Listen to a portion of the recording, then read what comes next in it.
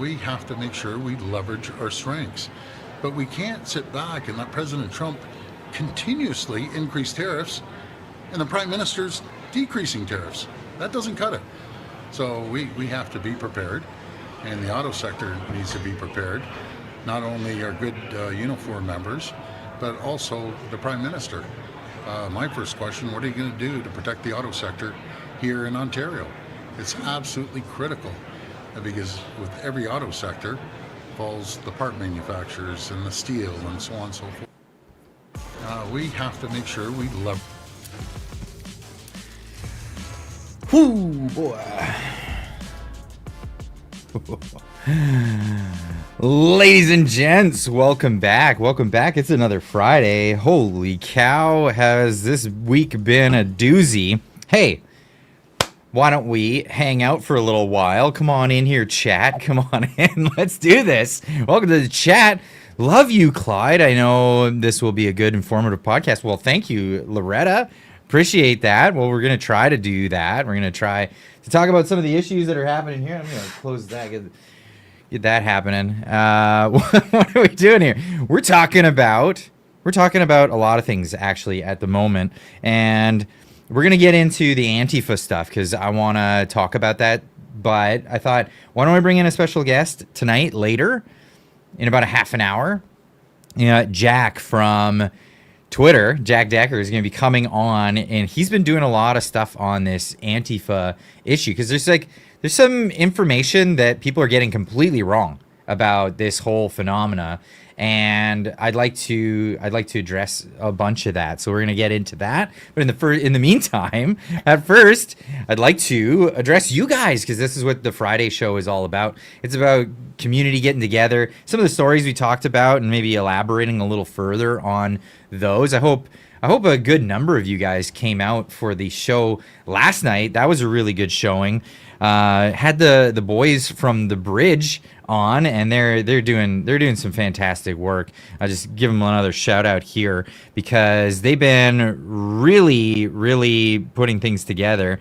Let's go over here. That's how it go. Yeah, there we go. Actually, why are we here? We can bring in the chat, I think. Right there. There we go. So the bridge has been helping people out because there's a lot of people that really want to move to the United States, and they don't know how. They've made their decision, they want to do it, or they want to do it and they haven't made a decision because they think they're ineligible. Well, these are the guys to talk to. They will actually help you out with that. So that was a great show last night. I'm glad I was able to host them and bring them in. Let's get back here. Here we are. China just dropped huge tariffs on the USA. Ooh. Well, we'll see what happens with those. It's really difficult to hurt the United States when you already don't let them in your country. That's right. Like, what tariffs are you gonna have? We're not gonna allow you to come over and manufacture stuff on our land. Like, no, they're absolutely gonna allow that.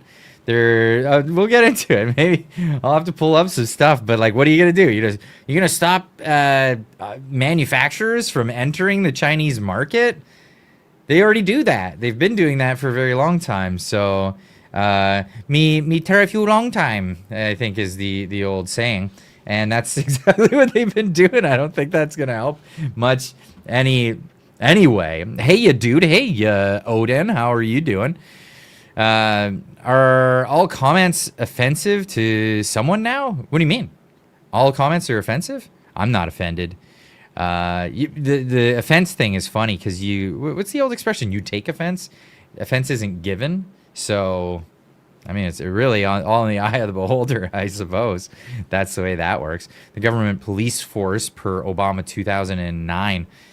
Hello, folks. I was with you last night. I hope you got some good info on that one. This affects all countries. Trump is mad.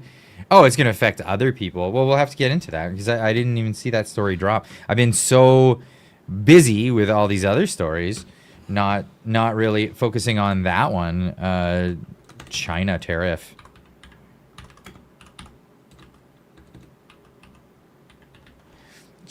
The China tariff. What are we seeing from this one?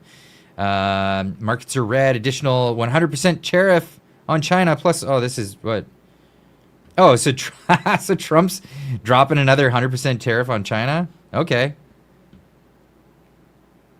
Over rare earth controls. Okay. Well, we'll see how this one plays out for the old Xi Jinping. I don't know if that's going to work out for him. What's Donald Trump saying right now? Shout out to Bratney here. She doesn't like Trump much. Love you, Bratney, but get off the TDS train. It has just been learned that China has taken an extraordinarily aggressive position on trade in sending an extremely hostile letter to the world, stating that they were going to, effective November 1st, 2025, impose large-scale import controls on virtually every product they make, and some not even made by them. This affects all countries without exception and was previously a plan devised by them years ago. It is absolutely unheard of in international trade, a moral disgrace in dealing with other nations. Based on the fact that China has taken unprecedented position and speaking only for the USA and not other nations who were similarly threatened, starting November 1st, 2025, or sooner, depending on further actions are taken by the Chinese government, by China, the United States of America will impose a tariff of 100% on China over and above any tariff that they are currently paying. Also, on November 1st, we will impose export controls on any and all critical software. That won't be great for them. It is impossible to believe that China would have taken such an action, but they have. And the rest is history. Thank you for your attention to this matter. Donald Trump, President of the United States of America. Yeah, that's crazy. Wow. That's recent. Amazing. Wow. All right. So that's what we're going to do. Well, what did China think Trump would do? 100% tariffs on top of all the other tariffs. Wow, that ain't working out for you. So the entire crypto market crashes because of China tariff being in crypto since I don't care much about that stuff. You hear so much about crypto these days. But yeah, Donald Trump slaps 100% tariffs on Chinese imports over rare earth controls. What are these controls? Okay. President Trump announced 100% tariffs on Chinese imports effective November 1st, 2025, in direct retaliation to China's imposition of export restrictions on rare earth minerals and critical materials. That is going to put a lot of pressure on Canada, let me tell you. And not only that, but the amount of pressure that's going to be on Greenland, actually, in the next coming bit, because of all those rare earth minerals that are going on over wow, they're really that. Wow. In fact, that really feels like a supernova. What? Wow. Supernova of a decision. The policy revealed via Truth Social posts following Beijing's dominance in 90% of global rare earth supplies vital for electronics, defense, and renewables. Markets plunged immediately, with U.S. stocks erasing 1.65 trillion and cryptocurrencies losing $250 billion in value amid fears of escalating trade war disruptions. Yeah, that stuff always happens. You see that a lot. There was a lot similar thing happened when Trump announced his tariffs, and then that happened. Yeah. Breaking: President Trump to impose 100% tariff on China starting November 1st. We won't give you rare earth metals, but we'll totally put what? Like, you think that's gonna help you? Like, no, we're not gonna give you rare earth metals, but please keep buying our TVs and our cheap stuff. That ain't helping. That ain't helping much at all. Phoenix Zen, new member of the channel. My man, thank you so much for joining and becoming a member. It's been a minute. How you been? Greenland needs some freedom. That's what it sounds like right now. Holy cow. Trump is a cabalist, and so is Clyde Do Nothing. Oh, yeah, we're doing something here. We're doing something. What are you doing? You're a cabalist. A cabalist? I'm on my team. I'm on my team. What team are you on, pal? That'd be great to see. What I'd be curious. Is that a Xi Jinping agent in the chat right now? China's still crushing Saskatchewan. Yeah, with those tariffs. But that's because of Ottawa. You can thank Ottawa for that. Absolutely. China rules BC. Yep. Until there's a crackdown. I'm waiting for it because I don't think the U.S. is gonna sit by and watch. Yeah, you're better than nothing. Thanks, man. I appreciate it. Team elbows. That's it. Now North America wants to take back any land owned by China in the USA. I think. Yeah, doing something like that'll be justification for making that a thing. Oh yeah, you own land over here. Hey, is that a thing? Maybe you don't anymore. Well, we'll see how this goes. Wow, what a crazy shock to see that come up in the news. Stocks falling sharply on Trump's renewed threat of China tariffs. Yeah, they'll slump. They'll do that again. They'll drop. And then what's this gonna do? China's gonna have to make a decision. What does China do? Did they make a whole bunch of cheap goods and then consume them? If they did, they wouldn't make them the way they make them. So China steals intellectual property, manufactures goods, sells it back to the United States, and then threatens that they're not gonna export rare earth metals. Yeah, that's not gonna work out too well for them in the long run. And speaking of not working out too well, this was Doug Ford this week. I couldn't believe this. Doug Ford, it just doesn't seem to get it. So this is what he started up the show with. Play this clip again, just so everybody gets the gist of what's being said here. It's crazy. We have to make sure we leverage our strengths, but we can't sit back and let President Trump continuously increase tariffs and the Prime Minister's decreasing tariffs. That doesn't cut it. Yeah, so what he's saying is the Prime Minister needs to increase tariffs. We want to escalate a trade war with the United States. This guy, the guy who threatened people in New York State in the middle of winter to turn off their electricity because elbows. Also, he doesn't really care much for Canada. Let's just be frank here with this. He doesn't care much for Canada when he's willing to threaten a giant Canadian company, Crown Royal, for shutting a simple bottling plant in Amherstburg, Ontario. They make millions of barrels of whiskey in Manitoba, and he wants to boycott them from being sold in all of Ontario. This guy is a clown. So we have to be prepared, and the auto sector needs to be prepared. Not only our good uniform members, but also the Prime Minister. My first question, what are you going to do to protect the auto sector here in Ontario?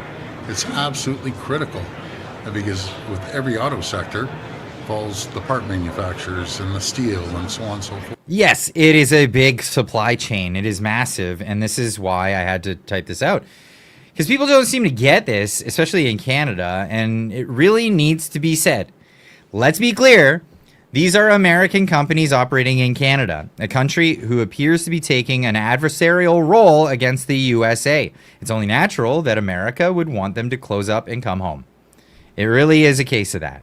You can't seriously go threatening a country and saying all this rhetoric, like what we don't get the airwaves. We don't see this on in America. They can't see what you're saying, Doug. It's crazy. It's absolutely crazy to think that this is it's gonna fly. Phoenix Zen for $20 super chat. Thank you so much. Says I'm not a man, Clyde, but all things considered, sorry, my lovely lady viewer here, my bad. When I just see a name like that, it just goes boof. But all things considered, I'm doing okay. Thanks for your truthful, insightful, and eye-opening takes on current events in the state of this world. Yeah, well, I'm doing what I can. I'm trying to make sense of it the best that I can with the knowledge that I have and everything that I brought up. Sorry, Phoenix, for misgendering you. No, I'm not going there. I'm not going there. Very nice of you. Thank you for the $20 super chat. By the way, all those super chats, they go right back into making more of this content for you, making this stuff available. So thank you very much. And thank you all for all the support that you give. It is invaluable. It's amazing how much you guys have come out and done all this. American, hope it all leaves. Canada woke sucks. Yeah, it does. It does. And honestly, this is where this discussion came in. This discussion became a thing. Who's this? The working class scum commented on my tweet here and says, cannot comprehend how Ford or anyone could coerce American companies to stay in Canada when the States is essentially ordering them to come back home. It's fascinating to discover just how desperately Canada has relied on the largesse of the United States, while in one province most able to generate outrageous revenue, specifically by circumventing them, Alberta has been prevented and landlocked from doing so. When Ontario well and truly sinks hundreds of thousands of wrong voting snowback chimps, and their foreign clientele will flee to Alberta to look for work, while Ottawa turns up the squeeze on us to help pay back their interest. That's right. It seems like there's two different classes of Canadians in this country. There's the ones that vote for the Liberals and live in the East and get handouts and all that, and then there's the West that supplies them with the tax revenue to have those handouts, to give those hands out. It's really, really incredible. Where was I? There was one other comment that I wanted to get to that was in this thread. I wonder if I can even find it. I'll have to search for it, because it was another interesting take on this whole thing. Might have been right here. No. Oh yeah. It was right here. Let me get back to that. America isn't ordering them to go back home. Trump is making it far easier to be profitable in America, while our retarded government lays a minefield of roadblocks in their way. Easy choice. Yeah, absolutely. I get it. I totally get it. Why Canadian for Freedom asks why Canada doesn't have a car brand. Why is it that Canada doesn't have that? And so none of the above jumps in there with an interesting quip. It's always Canada, you got to stop doing this. I just got to throw this out there. Canada, stop doing this. And people in general, stop doing this. When everything is somebody else's fault, when everything is always somebody else's fault, you'll always find a situation, you find yourself in the situation where, well, that's, you're never at fault. You'll always be a victim. You'll always be a victim, because the reality is, well, you're not a victim. You lost. Now get better. Get better. That's how you do. So here's a story here. None of the above says it does have their own car brands. GM didn't move jobs from the US to Canada. GM has always been in Canada. McLaughlin Motors in Oshawa was a Canadian car maker who joined by Bill Durant along with other car makers like Chevrolet as a part of the GM holding company, which became General Motors in Canada. Now, that is not absolutely the truth. It's one of these narratives that sounds like well, you see, it's the evil capitalists that took us over. No, that's not exactly how this went. So I replied to it saying, you're talking about the carriage company that tried and failed at being a car company, despite being heavily funded by American manufacturer Buick for about a decade. They made cars from 1907 to 1918 before going defunct. GM purchased their capital. Not a great example of success. This is the mentality, though. This is the crabs in the bucket. This is the, no, they're always taking us down. The man is coming after us. And yet, I can't get on with that. I can't follow that narrative. No, if you want to work hard, you got to work hard, and you do it. Now, why is it that Canada hasn't been successful at doing a number of things? Well, is it because Canadians are just not good at stuff? I doubt that's the truth. I doubt that it's that Canadians aren't good at stuff. I think because a lot of Canadians, in fact, the most recent car manufacturer to come out of obscurity, because it's been over 100 years since a car manufacturer has come about and been successful, was from a guy from Canada. He just couldn't do it here in Canada, so he moved to the United States and he did it. It's a little company called Tesla, if anyone's heard of that. That's exactly what went down. Largely, the problem in Canada is everyone's being held down by too much red tape, too much restriction, too much regulation. Totally held down, and that's why we can't succeed here. And when people get to a certain level of success, they say, you know what? It was really hard to get to this point, and it'll be even harder to get even higher. So what I'm going to do is I'm going to grab all my stuff, I'm going to pack it up, I'm going to put it in a basket, and I'm going to take it south of the border. That's exactly what most people do in that situation. It's absolutely crazy. Too much government involvement across the board, bro. Absolutely. That's exactly what's going on in Canada, and that's why we're at that. And nothing spells it out better than this curve. I love this one. This is the Laffer curve. Have you ever seen this one? So this is Laffer was an economist, and he came up with this idea that, as the tax rate goes up, so there's 0%, there's 100%. As the tax rate goes up, revenues at a certain point will climb, but once you get to a certain amount of tax revenue, it peaks and then it goes back the other way. It goes way down. And guess what, Canada? You are here. That's the part of the Laffer curve that we're at right now. We are watching the Laffer curve play out in real time, Canada. 120,000 Canadians left the country permanently in the past 12 months. Did you know that? That is, the numbers are probably bigger, but this is what we were able to confirm. Unemployment is at 7.1%. That is the official unemployment numbers. It's probably much higher. With the youth, unemployment is over 14.6%. That is crazy. Many others are working under the table finding ways around taxation, while the government debt keeps growing. They just keep spending. And it's a disease that governments have. Because as soon as the numbers start looking crappy, what do? They say, the job numbers are looking bad. Unemployment is looking pretty terrible. Because it is looking pretty terrible. It would look a lot worse if they didn't do this one factor. Make more jobs for the government.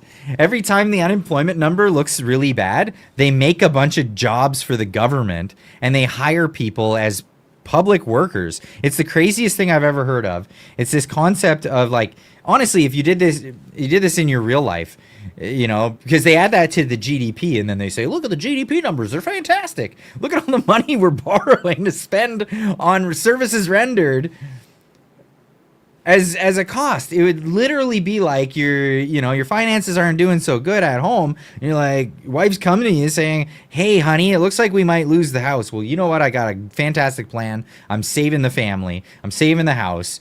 What we're going to do is I'm going to get a landscaper, and we're also getting a pool, kids. We're getting a pool. Everybody happy, right? We're going to pay those guys, and then that will just add the money that we're paying out as one of the incomes in our family. That's a cash flow, right? Check that out. It's literally what they're doing by spending money on the government level and then adding that to the GDP. It's unbelievable.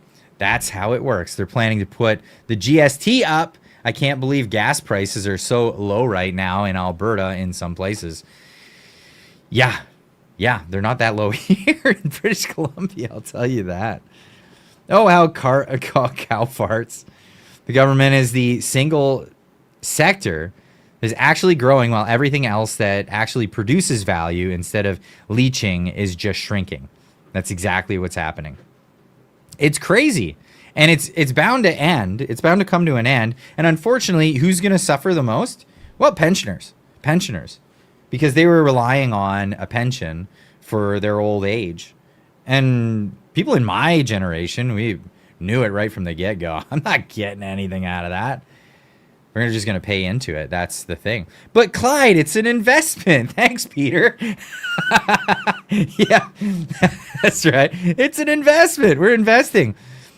You know, I know you're joking, but I think that's so funny because, you know, Trudeau, he doubled our national debt in the 10 years that he was in office. And now Carney's like, hold my beer. By the way, if you don't have one, get one. It's Wobbly Pops time. It's time for Wobbly Pops. It's Friday night. By the way, we still got the Wobbly Pops t-shirts on the store. Go on, get yourself over there. I don't plug the store enough. I honestly don't. We've got a few new designs on the store. We've got the new Clyde Do Something tee.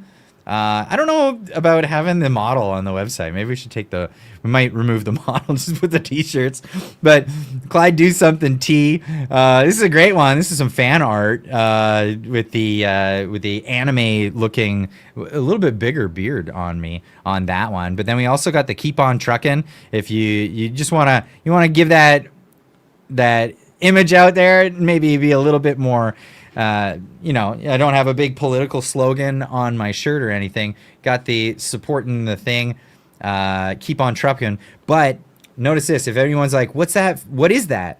Get them to scan that QR code. It takes them right to the channel. So this is definitely a way to do that. Support the channel. Interest rates are at historic lows, Clyde. Don't you know it?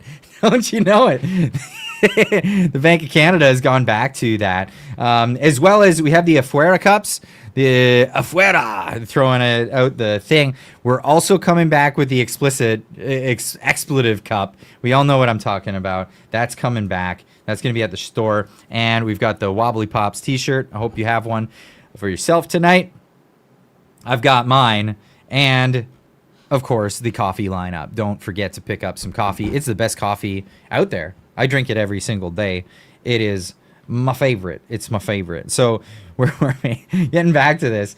It is absolutely insane the amount of money that they're spending. And where is this leading? It's leading to people taking off. Take off, you hoser, is what many Canadians are saying. In fact, 120,000 of them in the last 12 months since ending the quarter two of 2025. It still amazes me when people in my reply sound surprised to hear that Canadians would want to leave. Not only do they want to leave, but they're leaving. They're doing so in record numbers. I get this all the time because I'll mention like moving to America, and I get a ton of the same comments. I get tons of it. Lots of people saying, "Good, get out of here, you coward. You traitor," all this stuff. Can't wait till you're gone. Yeah, okay. I won't miss those people. I'll miss everybody else, obviously, and we'll be talking about what's going on here. Sell your houses, move to America, says Mr. Doom. Yeah, it would help. It would help because they're probably not going to be worth a lot in a little while. But yeah, this is the news from Better Dwelling. Canadians moving abroad hits new record as the country fails to compete. Canadians continue to move abroad in record volumes. There was an estimated 120,000 emigrants. Emigrants means people who have left the country in the last 12 months, ending quarter two of 2025, representing a 3% increase from the previous year. And I know it's not as many as are coming in. The immigration is still crazy, and we could probably talk about that as well. Immigration is actually coming down, despite all the government's effort to keep it coming. There's a lot of people just not coming anymore. They realize it's a scam, and then a lot of the loopholes are also closing for them.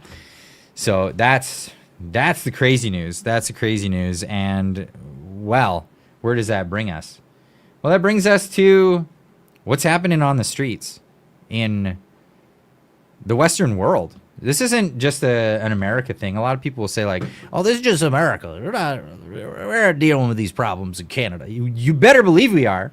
Because if you've been to any sort of outdoor event with people that lean politically to the right, you'll have seen these people. There is a group out there. They're called ANTIFA. They say anti-fascist. That's the name. That's the name. Don't you know that we're against that bad thing? That's why when we behave like that bad thing, it totally nullifies everything that we've done because we named ourselves not that thing, right? So, but this is the reality of the situation. There is a group of people out there that are apparently just an idea, and this is a weird, obscure thing, that Antifa is not a real organization. Let's be clear. They are a real organization. And I got a couple of clips before I bring in my guest because he's got a lot more information on this. But let's see some of the clips because this is in very, very important. So recently in, I believe this was Portland or Seattle. I'm not sure. It was one of the cesspools over on the West Coast of the United States, the Blue Coast, and they're targeting ICE facilities. This is one of their things that they're targeting right now. When they're not targeting, like, I don't know, old people trying to walk across the street at a crosswalk. The videos are all out there, folks. You can go check them out. They are awful people, and they're attacking journalists or attacking anybody who's really trying to show what they're doing. This is a group that's main function is threats and intimidation. Here they are going after a journalist, a young journalist named Nick Shirley, and he is just going around and he's been all over the place. Like, it's not, he doesn't just do Antifa. He's been to prisons in South America and met like Tren de Agua and all these really bad people. And this is what he sees in the United States. Hey, I didn't do anything. Hey, you get out of here. You come back, I'm gonna smoke you, dude. Really? Yes, really. I'm Why? gonna smash that camera. You have a sniper lasered on you right now. I don't give a stop You sticking your camera in people's face. Don't try to hit me. What are you doing? Why are you so mad? I didn't do You anything. did. What did I do? Block. You're pushing me onto the road. Get the out of here. And click right here for the rest of the video. Yeah, you can go check out the rest of the video. It's pretty intense, and there's the swears aren't. I don't think they're blurred. That stuff, but just to show you that this is not just a group of people that just come together organically. No, they have comic books. They have comic books, folks. It's unbelievable. Their comic books depict them committing acts of violence. I am not kidding you. Here's a little excerpt from one of them. I just found this today. I couldn't believe this. It's like, what is fascism? And then it, like, we're as if we're fighting Hitler today. Like, what the hell is wrong with these people? And they depict, like, well, this is the stuff. And what did we do? We come in and we punch them. And we commit acts of violence against people that we say are these people. These are caricatures. Caricatures of real people. These people don't exist. You know, the Klan, which is also known as the militant wing of the Democrat Party, by the way, if you ever want to, people tell you that the Klan, the Ku Klux Klan, was ever associated with the Republicans. The only association was when they were burning crosses in front of Republican national conventions. That's the only, because the Republicans had the audacity to, I don't know, free the slaves and have the first black people in their ranks. It's unbelievable. But yeah, they try to turn it around and say that, you know, and let's not forget those guys with the crooked cross. Yeah, those guys, they were socialists too. So this is all weird part of their history that we'll get into in a bit here. But what they're doing is they're depicting, of course, that Donald Trump is exactly like Funny Mustache Man. That's right. And what do we do with funny mustache people? We commit acts of violence against them. And what does this do? It actually gets people to go and literally commit acts of violence against people. Now, what's being done here is, well, it's coming down to a head, and they're being targeted. And finally, It's one of those finally moments where they're saying, we need to go after this. Make no mistake, this is from the White House. Make no mistake, Antifa is a radical terrorist organization that explicitly calls for the overthrow of the U.S. government, law enforcement authorities, and our system of law. Hey, remember that thing that they accused all those people on January 6th of doing? You know, the gun-toting people that forgot their guns somehow? They forgot their guns to the event. But these are the people that they're saying did that stuff. They're actually doing that. Under the Trump administration, Antifa's days are over. Watch this. Love this. Antifa beats journalists. Antifa attacks our police stations. They attack our courthouses. They dox our law enforcement officers. No more. They are a terrorist group, and we are coming after them. We are here at the White House today to unmask Antifa, to follow the money all the way to the top. If you want to get to the bottom of who is fomenting this chaos and violence in our country, you must follow the money. I was a mainstream reporter Absolutely. in Seattle for 10 years before I quit mainstream media, in part due to its refusal to acknowledge the dangers of Antifa and radical left-wing violence. Part of the problem that we have is that a lot of people refuse to believe that Antifa is real. It is just a made-up thing, but I have seen them. They are real, they are dangerous, and they are violent. They are an organized, systemic, international criminal enterprise. And what the FBI is going to do is trace the money, follow the funds, and find every single person that was involved in funding the riots and the violent acts of criminality that they are perpetrating on our street. I've watched Antifa brutally beat, harass, and threaten Americans in the street, but all of that ends with the Trump administration. Yes! I was brutally attacked and almost killed by Antifa in the streets of Seattle. All of my colleagues have been attacked. I can't think of a single one who hasn't. Violence against journalists and police officers in our streets can't stand.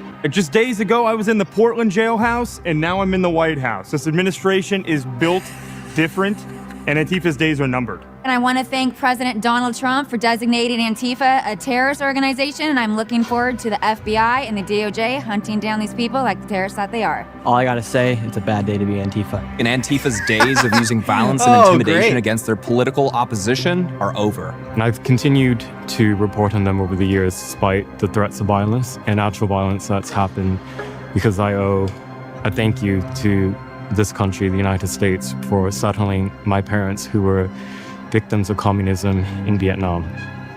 Andy No, by the way, Andy No was attacked by them. His brain bled because of the attack. They threw what they call a milkshake at him. It would be like a fast food cup, and then they would fill it with chunks of concrete and things, and they would use those as weapons on the street when doing these protests. He was attacked just for reporting on it. He was just there to document what they were doing, what was going on. They attacked him, and that happened to him. He was threatened and pursued so much that he had to leave the country because of these people. This is crazy. A month ago, Charlie Kirk was murdered by a violent leftist. Who associated with Antifa, by the way. And we'll get into this. All saw it, and we all saw thousands of leftists celebrate it. Antifa symbols were found on the bullet casings of the gun used to shoot and kill my friend. We won't take it anymore. President Trump is not going to stand for it. And I'm so grateful that we have a leader in the White House that understands how we need to fight these sophisticated networks and how we need to take these terrorists out. I've been attacked by Antifa, doxxed by Antifa, harassed by Antifa, but we're not standing down. We're now coming for you. We're coming for you. I absolutely love this. This is amazing, and this is where we need to be going with this, because, and I just want to add this. Actually, I want to add this little caveat to the whole thing, is that when going after these people, when going after them, sorry, I just have to change this here. Boop boop. That's good. When going after these people, one thing you don't see with the Trump administration is asking for extra powers. This is something that should be noted, and it should be, and I really want to emphasize this. Almost every other administration, when they recognize and they put forward that there is an enemy, a combatant group, anything like that, that there's a danger, The first thing that they do is they go and they try to write legislation to grant themselves new powers. And this is not something that the Trump administration is doing. They're not granting themselves new powers. They're just using the laws that exist on the book to go after these individuals, which I find commendable. I think is a fantastic thing for the Trump administration to be doing. And we should celebrate this. We should absolutely celebrate this. And this is where we're going. So without further ado, I want to bring in my guest for this evening. Sorry, chat, sneak you over there. I'm still gonna be paying attention to the chat tonight, but I want to bring in over my guest because he was writing a lot about Antifa today. He he's in communication with Andy No and other journalists that have been covering this story, and he's gonna correct me on that one. But welcome to the stage, Jack Decker. Thank you for joining me, man. Hey, how's it going, Clyde? It's good. You got a little bit of staticky sound on your audio. Do I really? Sorry. Is it better? No, maybe jump out and come back in. I'll bring you right back in. All right, cool. Give me 1 second. I need to do a reset. Okay, no worries. Okay, so while we're dealing with that, I want to go over some stuff that Jack was talking about today, which I think is really pertinent to this whole situation. So why don't I pop this up here? This is, and welcome back, chat. This is Jack's write-up for today. He says the Antifa movement has existed in different areas and incarnations dating back to the anti-fascist action, just weird spelling for it, from which the moniker Antifa came from. It was set up by then Stalinist Communist Party of Germany, the KPD, during the late history of the Weimar Republic. Most Antifa groups say they came from a variety of political backgrounds, but they were united under their opposition to fascism. And they have an anti-government streak. Now, I do want to add something that's not mentioned in this that is pertinent to this exact thing. The Nazis, or what we know them as Nazis and fascists, they didn't call themselves that, just so you know this. They called themselves socialists, and they were very adamant about calling themselves nationalists or nationalist socialists. And that was their thing. What these guys wanted to do is differentiate them from themselves because they were communists, and they wanted the other guys to look like bad guys. So they made up a whole new thing for them. They labeled them under Mussolini's ideology, which was fascism, but it was actually a group of socialists that the communists were fighting against, and that's the thing. Anyway, let's get back to Jack. Welcome back to the show. Is your audio better now? Is that better? Oh, it's totally great now. Yeah. Do you know what it was? It was my dishwasher. What? I decided I'm not going to sit in my office tonight because the chair is uncomfortable and all that. So I'm in the living room, but the kitchen's off to the side, so you could hear my dishwasher. I didn't realize my phone was picking that up.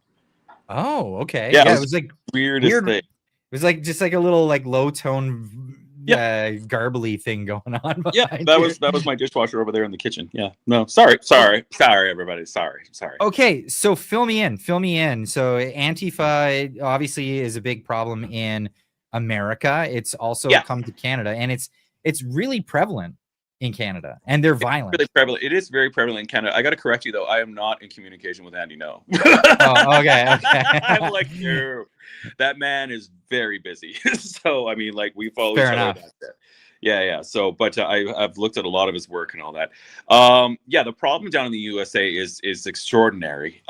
There's Portland. All these places have just exploded, and you saw in those clips that you were playing earlier how many people have been affected by this. How many journalists, independent journalists, have been attacked by them and have their lives completely turned upside down by them. I mean, Andy, yes, he got his brain bled because they smacked him in the head with that. He had to go to the hospital and everything.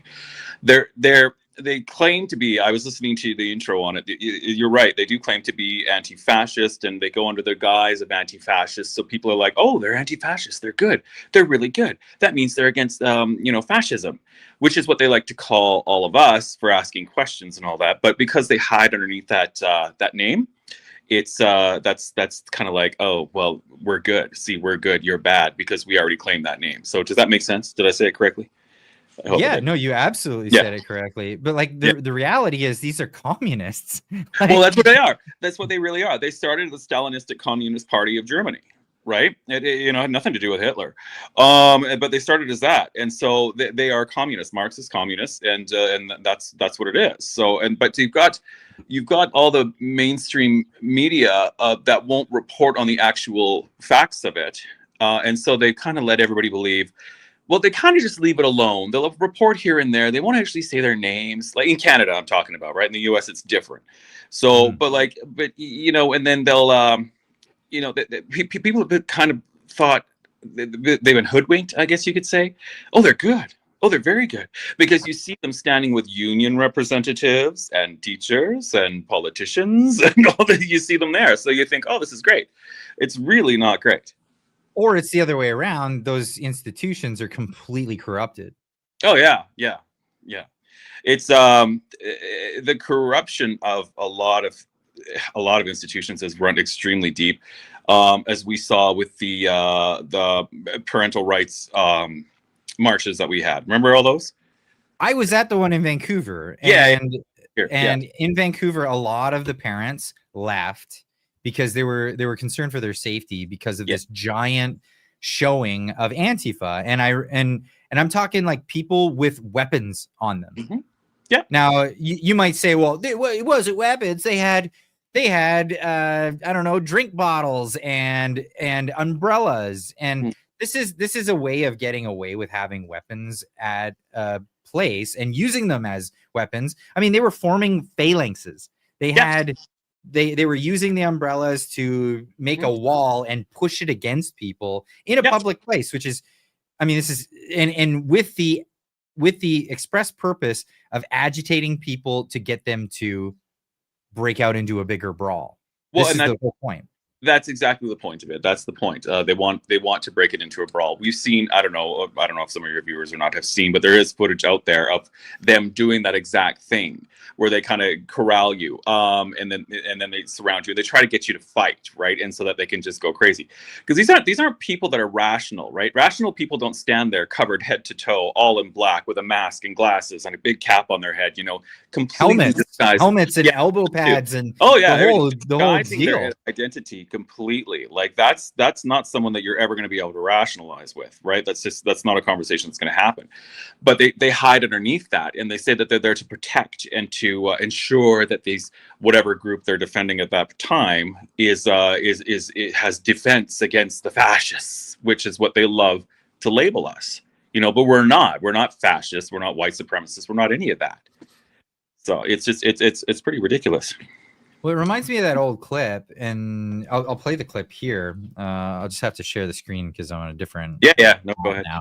But this was an old thing that came out, and this was literature that was shared from the communists on how to label your enemies in order to discredit them and have the public opinion sway on them. Here's the clip here. In 1943, the following directive was issued from party headquarters to all communists in the United States. It read, "When certain obstructionists become too irritating, label them after suitable buildups as fascist or Nazi or anti-Semitic, and use the prestige of anti-fascist and tolerance organizations to discredit them. In the public mind, constantly associate those who oppose us with those names which already have a bad smell. The association will, after enough repetition, become fact in the public mind." That's it. It just becomes fact to the average person. They go, yeah, well, they're fascists. That's why they wouldn't be attacking them if they weren't fascists. Totally, and that's where the general public has been completely hoodwinked or had the wool pulled over their eyes of that, because that's exactly not what it is, and that actually those actions actually are designed to scare people into just going along with whatever that narrative is, so that they don't get labeled a fascist and they don't get labeled a Nazi or something like that. They just want to continue to live their lives and not have anything to do with it, right? So that's why a lot of people don't say anything. So you got crazy people like you and me that do. But it's those wobbly pops, I tell you. It is these wobbly pops. But no, and you got the people that are they're so afraid to step up and say anything. I was at a march, and there was a woman, and she got one of the Antifa people had actually smacked her in the head so hard. She was a lady. She was old enough to be, I don't know, she must have been my age. But yeah, they just hit her in the head because she simply stood there and she had questions about why her children should learn gender ideology, right? So like, and that was it. But the one punched her in the head and she actually fell over, and it was just like, and I saw all this. I'm like, what is, like, you know, and that was at the beginning of when I was like trying to be more nuanced and everything. But yeah, now I'm just like, oh, forget it. So now it's just, oh, forget it. And like a lot of these scenes I can't even show on YouTube because I just get in trouble. But here's this one scene where nobody's assaulted actually. YouTube overlords, whoever's watching. Totally. Oh, I know, you got to deal with this, but this is a scene where these are the fascists that they're fighting against. It's just an old woman who's just trying to get to wherever she's going with her walker, and they just happen to be in the way, and this is how they treated her.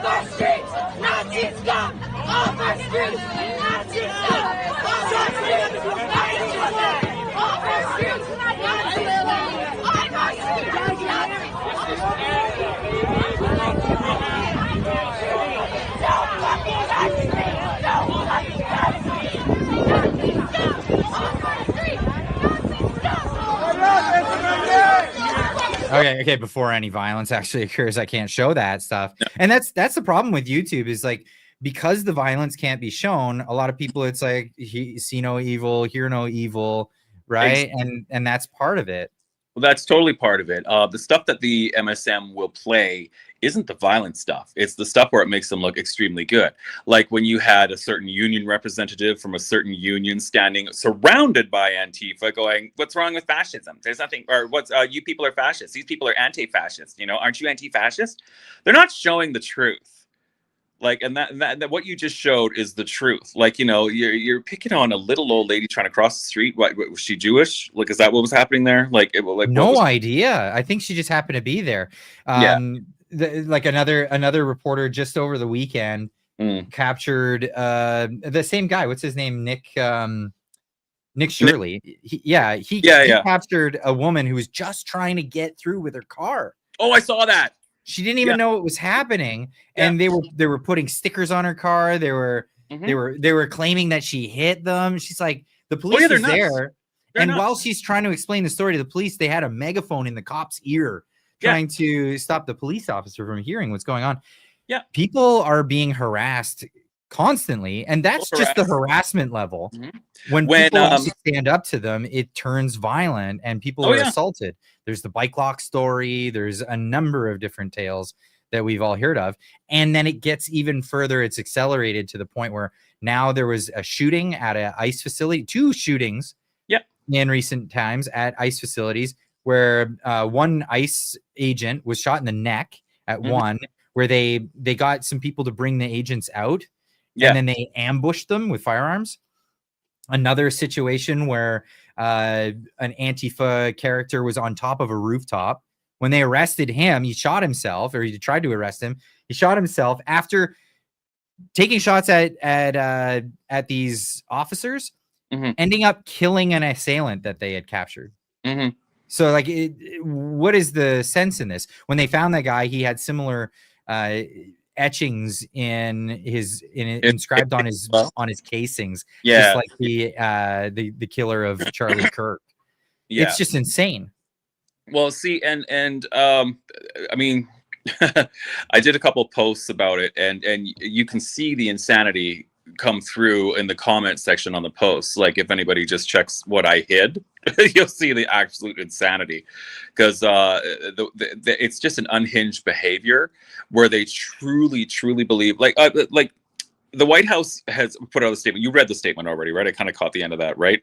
Yes. Where the Antifa actually recruits and radicalizes young. I didn't show that statement. You can go. Oh, okay, yeah.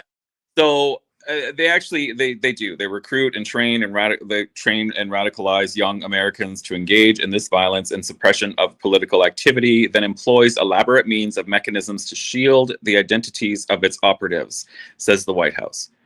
So, and that's actually pretty darn true. But I think what the funniest part is that because Antifa has now been labeled a terrorist organization in the United States, and what Trump is trying to do now and make it an international, what's the word, an FTO, foreign terrorist organization. So a lot of people are like, well, it doesn't concern Canada, it doesn't concern Canada. Well, we have it here. There's actually an Antifa Canada page. Like, you can look at it. So what's going to happen is Trump won't do business with someone with foreign terrorists in it. Like, he's going to make Canada clean it up. So the post I kind of made kind of blew that up there, and a lot of people are just trying to really, really downplay it, ignore it. But thankfully it got a lot of look. So, well, and that's the crazy thing is even Mark Carney is following Antifa. Do you have that? I have the tweet here. So this is Ryan Garrettson. He posted this just the other day. That's what got my attention. And that was Mark Carney follows only 777 people. That might sound a lot to somebody who's not a Twitter user. I follow thousands of people, right? I follow thousands of people. That's just normal for most Twitter users. You're following anybody who follows you. A lot of times you follow back and that kind of thing. If somebody comments on your thread, you follow them back because you know they're a real person that engages. Mark Carney only follows 777. He's a choosy person, but he follows this person. This is one of them. She is the chief public relations for Antifa. I think we should be asking questions as to why. Yeah, this person here. That's your thing. Look for yourself. You can go check out her bio, all of that stuff. But yeah, this is Mark Carney is tied to Antifa. I mean, loosely in this way, but it's still it's a connection there. Allegedly. And it's interesting too, because I actually put a call out saying, are any of the leaders in Canada going to congratulate Donald Trump on his, designating the Antifa as a foreign terrorist organization? And in that, like, there's nothing. Nobody said anything. Like, how deep does this run?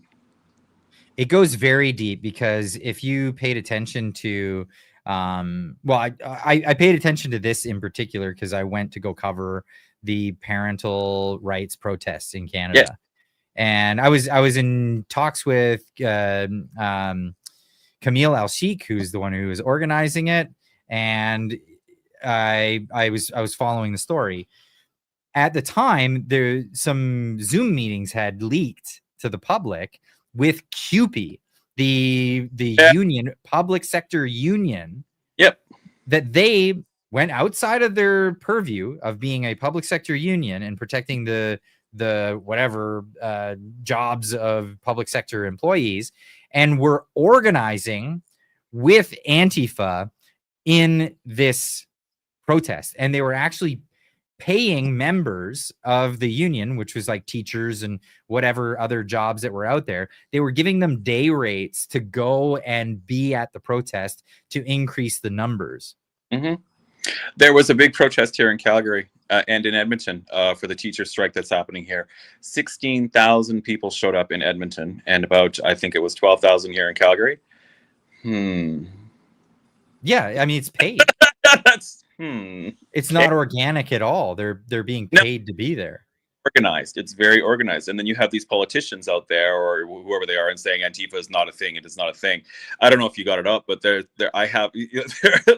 was a tweet said, Canada, Antifa doesn't exist. Then I put Antifa, and it's a video of them at a rally, and it looks so much like Nazi Germany. I'm just boy, that's crazy. I'm like, oh my God. And just, you're sitting there going, oh, okay, yeah, no, you exist. Yeah, you're a thing.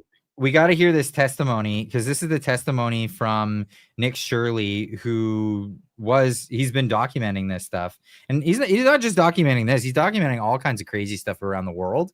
But then he got on this beat and he's like, this is crazy because this is happening right here at home, when we think that this is like international waters kind of stuff. But this is homegrown terrorism. It's terrifying. So here's his take in front of the President of the United States. Please go ahead. Yeah, my name's Nick Shirley. I'm 23 years old. I'm a 100% independent YouTube journalist. And over the past year or so, I've been able to go to 15 countries. I've hung out with people in the gangs of Brazil, in the favelas, in the prisons of Secot, but yet the most dangerous places I have been here in the United States, unfortunately. And I've had the opportunity to show people about the protest Antifa here in the United States, and there's nothing organic about what they are doing here in the United States. I've watched people be bussed in from states. I've watched the same lady at a protest in Atlanta be bused to protest in DC and then in New York City. There's nothing that is honest about what they are doing. And they have signs. I've seen the same signs here in DC and in London as well. It's a big organization and corporation that they're running. And people may wonder, like, what's the threat to us as Americans if we go? Well, you'll be labeled as a fascist, you'll be labeled as a Nazi, and they'll wish death upon you because they wish death upon me. And just last week in Portland, Oregon, I watched a lady get trapped in her car, surrounded by Antifa, and her sister messaged me after seeing the video. She said, the only reason I think my sister was safe is because you were there recording. Yeah. I also was chased out by a member of Antifa who said he would smoke me, and next thing he knew, a DHS sniper had lasers on his chest. If he was not there, who knows what would have happened that day. These people are very dangerous, and people wonder how they're able to do it. It's the reason is because these cities are not enforcing the law. And why should these people be worried if the law is not being enforced? And we are not far right, nor are we far wrong. We're just right. And the truth about what's happening here in America with these groups is very dangerous. And I thank you, Mr. President, and your administration as well for acknowledging that. Thank you very much. It's too bad you have to go through it. I know, it's a little crazy, right, Mr. President? Well, you're going to get to the bottom of it, so it's a very important thing you're doing. Thank you very much. It's crazy. Like the stories that we hear about the brown shirts during the 1930s, we're seeing this happening right now. Oh yeah, Antifa's been around since 1920s, 1930s. Well, even there's been different versions of it for like a long time. But no, it's yeah. I mean, it is just like the brown shirts. It's and then I was going to say, you know, talking about what Nick was saying, they love to organize and really try to discredit you. Like, you know, I'm sure that after we're done this, you and I are both going to receive a ton of hate mail, but that's fine. Bring it. Go ahead. High five. Crazy as it is, why not bring that too? But they love to do that to don't make me laugh. Wobbly pop. But they love to actually discredit you, and they love to do whatever they can. I've seen them go at me before for standing with Danielle Smith, right? They've done that. They've come right at me. They've said all sorts of horrible things about me, just trying to discredit you and trying to make it look like you have the big problem, that you are mentally ill and you have internalized whatever the hell whatever label they want to slap on you, just to shut you up, right? And then and try to use your own morality against you. I see is what's being done. Like I'll see a lot of cases where they'll try to point out hypocrisy in you where there may not be, or it's, you know, there is none. Yeah. But they don't care about being hypocrites, and you call them that, it's like water off a duck's back. Who cares? Yeah. But they're lobbing that at you because they know that this is your morality, and you do stand by your own morality. Mm-hmm. Yeah, everything that they throw at us, they hide behind. Well, I'm anti-fascist. You're a fascist, not me. I'm anti-fascist, so I can say whatever I want to you. You know, that's what they're doing. You know, and then, but the sad part is that the media, the MSM, all these people, the influencers on the left, they all buy into this shit. Sorry, am I allowed to swear on here? Yeah, go for it. Okay. It's a Friday live stream. You get away with it. It's good. YouTube's gonna cut you off any second now. No, but they all buy into it, and it's an operation, right, where they all kind of cover for each other, and it's an operative thing. Yeah, and so they all continuously play this, right? And so they all cover for each other. You know what I mean? Well, speaking of covering for each other, this is actually a really good point. And this is something that Andy No brought to the table here. And I'll share this tweet. So he says, if you see people in these green hats as the far left riots occur, these are independent legal observers that work with Antifa. These are their legal aides, essentially. Yeah.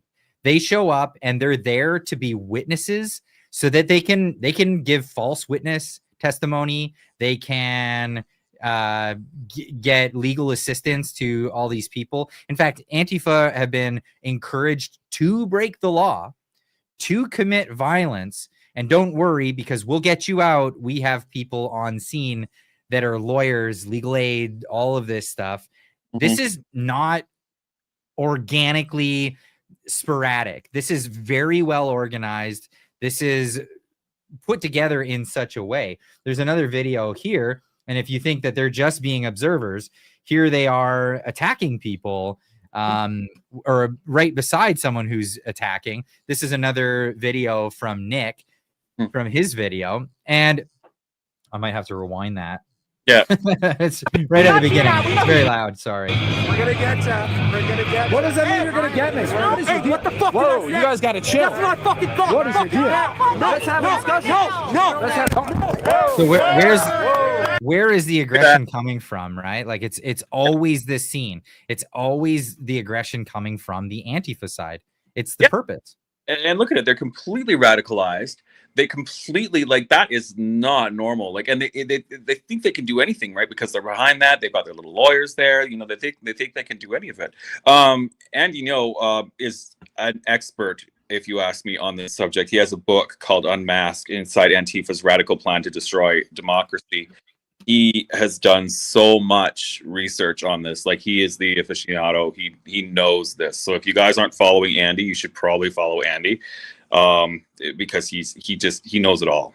So, and no, we're not best friends or anything like that. I just really my bad. I threw that out there. You're in trouble. You're gonna get a message from him going, finally I get to hear from you, but it's telling me off. Great. No, I know you guys follow each other, so I just made an assumption. My bad on that one. No, but here's the book. Yes, here's the book, Unmasked. Inside Antifa's Radical Plan to Destroy Democracy, by Andy No. And obviously you can go pick this up. I don't know if you can get it on Amazon, considering it's on all these other websites. Perhaps it's available, but I'm not Amazon, but yeah, you can get it off these other websites and such. Andy's actually pointed out a few times how the Antifa organizations down in the U.S. actually have connections up here in Canada. I mean, it is organized. It's like there are connections that come up to us, right, and go down to the U.S. as well. Like, so it's all very, I want to say incestuous, but it's really weird. Like, very connected is the word I guess I'm looking for. Have you met any of these crazies? Antifa people? Yeah. Oh yeah. Yeah. So I want to know, like, what's the vibe you get from them? Like, when have you talked to them when they're not in full, like, militaristic mode? Yes. What sort of attitude are you getting from these? One of them I met at his work by accident. I recognized the voice immediately in the eyes. And the height, for God's sake. I was just like, okay, nobody's that tall. And so anyway, I just talked to them like a normal person. I don't think they remembered me, but we were talking, and just, they seemed like a very nice person. And they, but once all that gear goes on, once they're around their peeps, oof, the switch goes off in the head, and it's just like go time. But the ones that I have encountered, especially at the parental right protests and all, they weren't from here. And they knew they looked like they needed to eat. I offered one a cookie. I mean, I was like, did they ask if it was vegan? No. I was like, oh, you poor guy. Like, and and I feel bad because, like, these are people, like, this is youth, and then some older people as well that are just really just messing with their heads. These are kids that could just have a normal life. Like, just go and have a normal life. You know what? Not everybody's going to agree on everything. And a lot of times people are going to ask questions on both sides. You should be able to have that dialogue between the two. You shouldn't be called a fascist or a racist or a white supremacist or a Nazi because you have questions about things, because you want to find out stuff. For those reporters that go there, like, they shouldn't be treated that way. They're there to get the story. Whether or not you believe that they're there to show one side of the story or the other is totally up to you. But then you have your reporters on your sides, I hate using that do the same thing. So why is it good for you to do it and not for anybody else to do it? Like, that's just insanity to me. So there's an old video, and I know a bunch of people have seen this, and maybe some people haven't. But there was a guy in the 1980s who did tours across Canada, or not across Canada, across America, who was a ex-KGB defector. His name was Yuri Bezmenov, and he talked about how the espionage worked with the Soviet Union, how it wasn't this glamorous Hollywood stuff with microfilm cameras and little I don't know, PPKs, pew pew, you know. Right.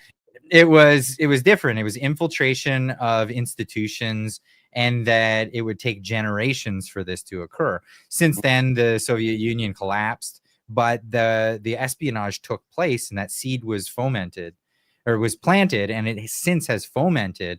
And the one thing that's always come back to haunt me, I just always remember this one aspect of what he was saying. He talks about the useful idiots, and to never even bother with them because they're the ideologically possessed. Here's Yuri Bezmenov talking about it. See, the useful idiots, the leftists who are idealistically believing in the beauty of Soviet socialist or communist or whatever system, when they get disillusioned, they become the worst enemies. That's why my KGB instructors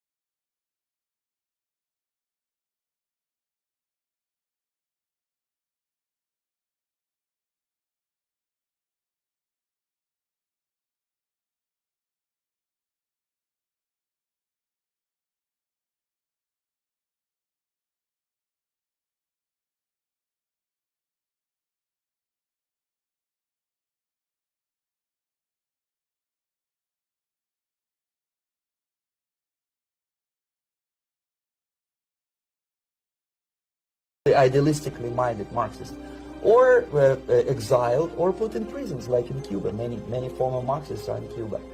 In prison. That's even what they did with what's his name, Che Guevara. Yeah. Instead of throwing him in prison or murdering him, he was sent on further expeditions to spread socialism, where the CIA quickly picked him up and offed him. And that was it. He was a useful idiot. Yeah. And then he's better as, Castro always saw him better as a picture on a wall that keeps people excited about the revolution that's over than a real person, because he'd be upset with the way it actually went. Yeah. Because that's not what the envisionment is. They don't get their entitlements. They don't get all these things. Later, even the next generation after, we saw the color revolution and the cultural revolution in China. It was again a generation later when the Dao Jiangbang reforms took place and tremendous wealth came about. The next generation said, we were promised entitlements. We were promised free education and all this other stuff because of socialism. Now you have the money and you're giving us nothing. And they went to Tiananmen Square and protested over it. And what did they do? They put them against the wall and they shot them. This is the way the regime will always go. And how do we convince these useful idiots that that's exactly what they are, and come back and stop demoralizing, and let's be a nation again, and let's all fight for each other. Let's be on each other's side. Now more than ever, those words are so important, because as we can see for sure in Canada, what's happening to our nation, and those useful idiots are just pushing the agenda more and more and more. They're going to get nothing out of it. I mean, you see what's happening. Anybody with a brain can see what's happening here, and you can defend Carney all you want, and you can defend what he's doing and say, oh, he's so great with Trump and blah blah blah. Yet you see what's happening. Like, you have to really understand here what's going on, and useful idiots are just coming up and I can't even put my word in it because it's so infuriating. They're so encaptured with their ideology of this, and so encaptured with the thought process that, well, this is what's going to happen, and this is what's going to be great. We're going to get rid of this, and yeah, it's just awful. What's going on? I'm getting in trouble from my chat, Clyde. Do something. Sorry. Look at the chat, Clyde. I can't see the chat. You can't see the chat? Why? I don't know. Where is it? Okay, well, I'll just bring messages up on the chat. Okay. From the chat. Is it good? Saying nice things? Are you guys being nice to me? Swear to God. No, people are being nice. Yep, grow brain. Not at us, not targeted at us. But, really? Really? Yeah. So I remember Tank Man says, I don't know how to pronounce that. I'm sorry. I remember Tank Man to this day. Yep, Tank Man in Google. Do you remember that? The Just one don't know. that stood there in Tiananmen Square? I remember that. We all remember that, but nobody remembers the part where he actually got run over. Yeah. They just remember him standing there. They ran him over. They killed that man. Phoenix Zen for 10 says, thank you so much for the $10 super chat, by the way. Antifa needs to be declared a terrorist organization in Canada ASAP. Why? Because they are. If the government doesn't, that's a major red flag to the overarching agenda. Now, this is where I say, like, Donald Trump has been doing an amazing job. Yes. Across the board. Yeah. He's been doing an amazing job. And Canada's reacting because Canada, excuse me, the wobbly pops are just like, whoa. Oh, wow. Got the burps just a second ago there. But Donald Trump's been doing an amazing job because he's been despoiling the agenda. The agenda, first people, I think, to spoil the agenda was Trump, and that set them back a little while. The next thing to occur was COVID, and it was supposed to go where they were going, and they were pushing full speed ahead because Trump set them back 4 years. Yeah. And then the truckers got in the way. And holy shit, did the truckers get in the way? Mm-hmm. They didn't expect that. No, they didn't expect that. Yeah, And they didn't think that was going to happen. And it didn't just stop things in Canada. Like, it slowed things down in Canada. And here we are right back on that path. Everybody put their blindfolds back on. The elbows went up. Their asses went over tea kettle. And ass up. What? Yeah, right. That's what happened, right? I'm going to blow your mind. Yeah. But go on. Sorry. Where was I going with it? So Donald Trump set the whole agenda back a long ways. And this is great because what it's done is it's exposed a lot of what's going on. Yes. Why is it that Canada is not jumping on board with Trump's agenda, and why do they have to be so adversarial to it? Because it's not with the agenda that was going forward. And there was an agenda with the entire West, and that includes all of the EU. It includes even South America. They were going this way. Venezuela is on their own thing. They went ass over tea kettle a long time ago. But Brazil, Argentina was going that direction. That's been thwarted. Chile was going in that direction. It looks like that's being thwarted. Australia, New Zealand. It's the Western world was being captured. This is a really crazy moment to be alive. It really is. Because we're watching what was supposed to happen get disrupted. Yeah. Well, and we see what they did. Yeah, that's exactly. You're so right. There was a plan for all of us. There was a plan, and it got thwarted, right? And so and now, of course, Donald's in there, and he's actually really exposing a lot of it. Especially when the convoy happened and everybody went down to Ottawa, that was a huge wrench in the plan because they didn't expect that. They didn't think that was going to happen. So of course, what did they do? They made an example of Tamara and Chris and anybody else that was involved. They tried to make examples of them, and they tried to scare Canadians from ever doing that again. Don't you ever question your government again. Now, who does that sound like?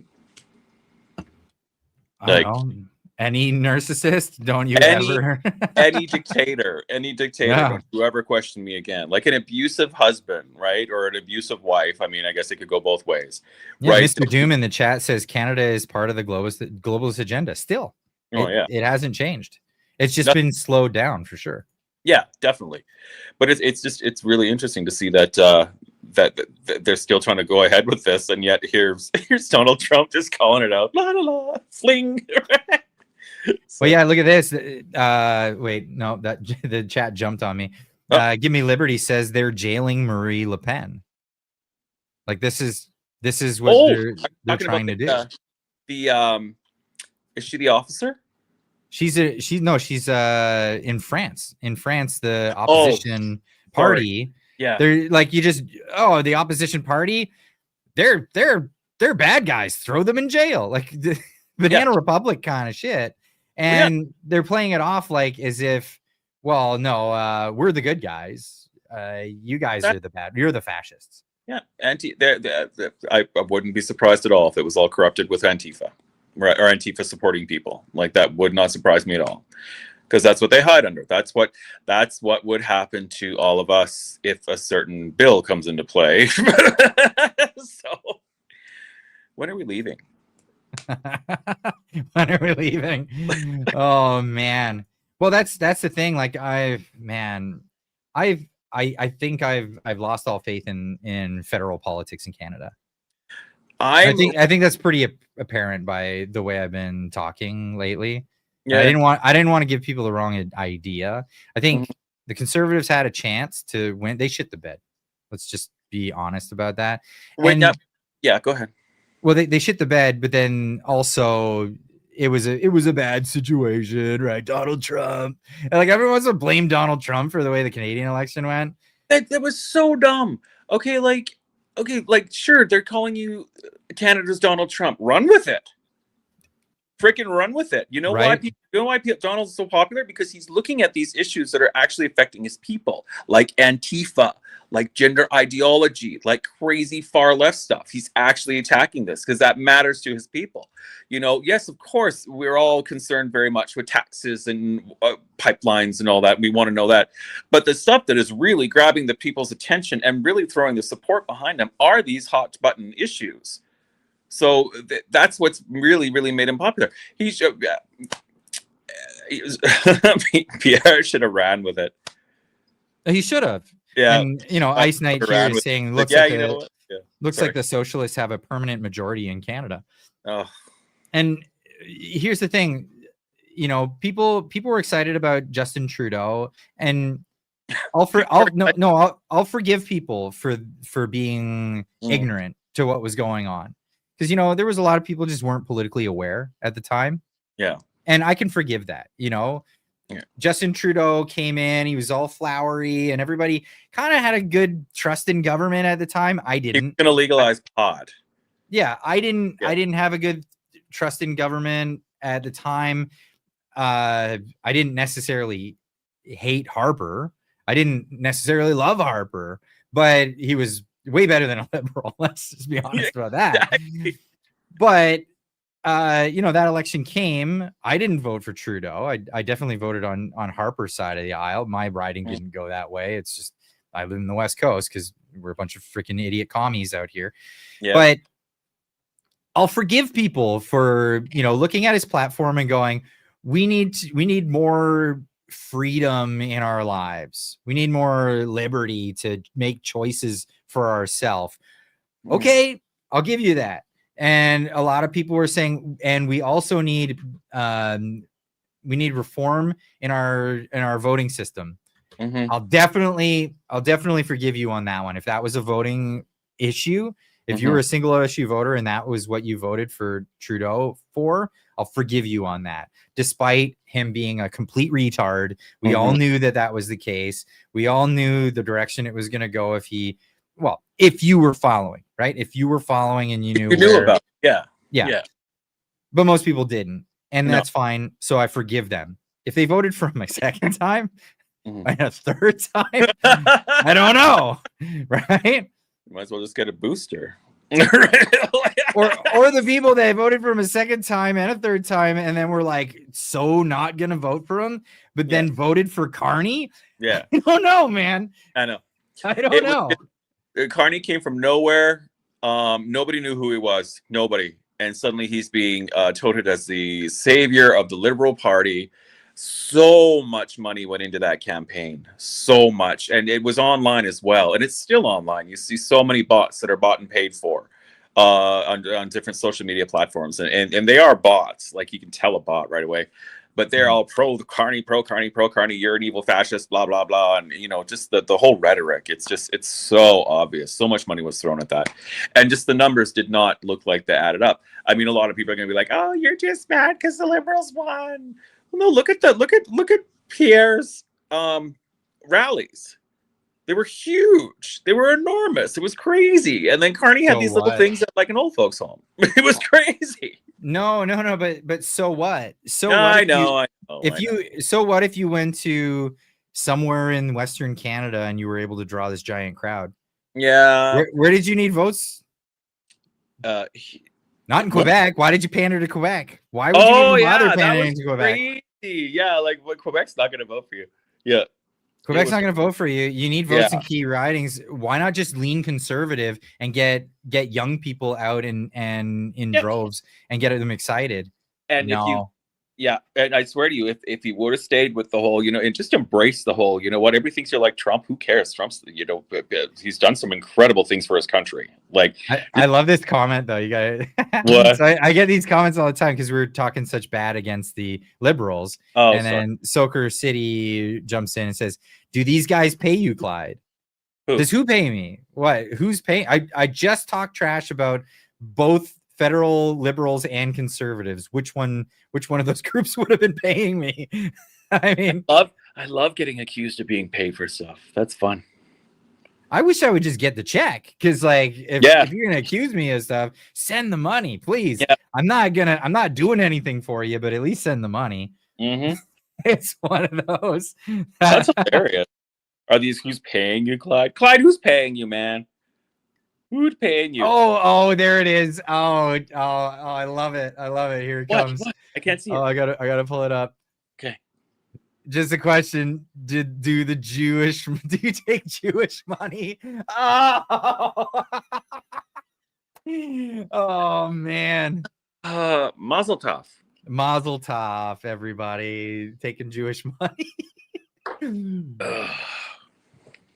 Oh man, of all the conspiracy theories that are out there, are just irrational. Just stop. Just to the people. That's the most prevalent one. You just look crazy when you all come at that. Like, that happens to me on Twitter all the time. The comments are you just look stupid. And then they get mad at me. The chat's exploding right now. Though. Oh, I'm sorry. No, everyone's making fun of the comment. Oh, are they? Oh, okay, good. I can't see the chat. I want to see the chat. Look at the chat. You gotta have another app open or something going on. Oh, like really? Oh, that's so funny. Yeah, shekel super chats. That's it. Because I gotta ask my super chatters. Phoenix Zen, are you Jewish?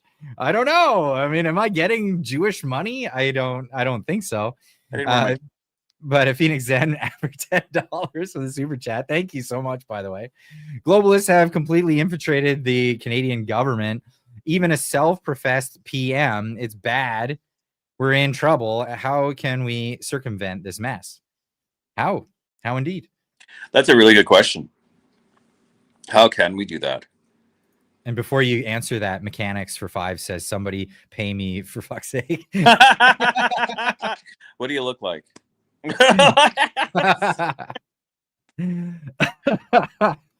That's hilarious. Yeah, Phoenix Zen says, no, I'm French. Not exactly Jewish money. Sorry to burst your bubble. That's the thing. This is I don't know why I give such the time of day to some of these trolls, but Israel is paying huge money right now.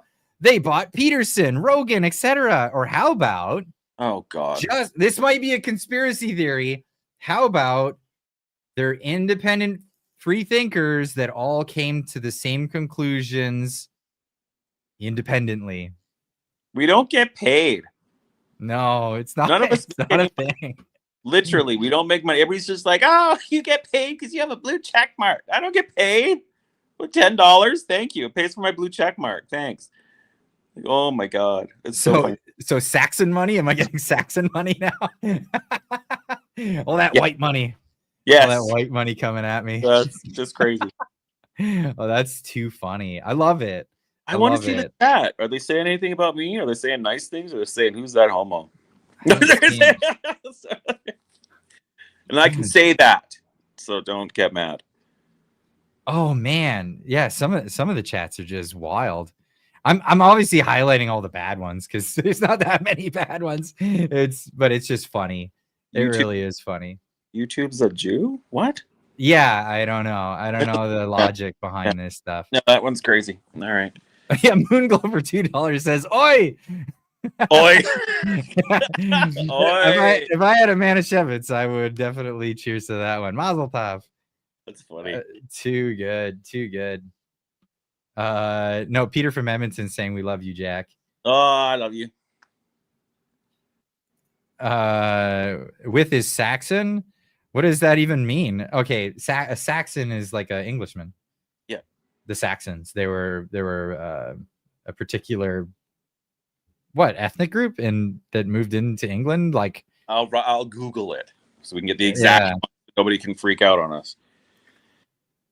What are the Saxons? What? I sound like Julia Child. What? No, I don't actually. Well, we're getting praise. Great episode, guys. Yeah, thanks. Well, this is Friday, and this is where we're just like, I wanted to talk about the Antifa thing, but now it's getting into the chat. The chat's funny. The chat is actually an integral part of the Friday live streams, and this is why I was getting harassed. Look at the chat, Clyde.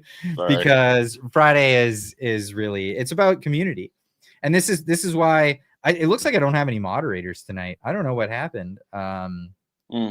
So the trolls are gonna go haywire now. Now that I said that. Exactly. I put in Saxons and Sax Fifth Avenue came up. You can tell I shop.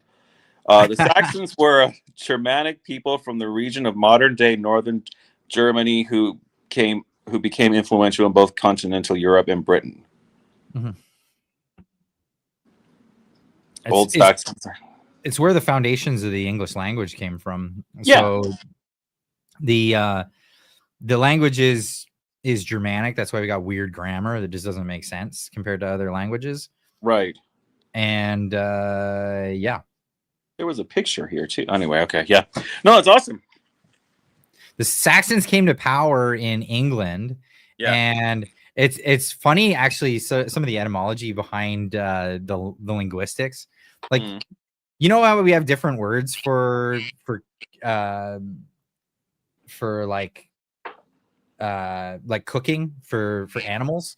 We don't say ox. We say beef. We don't.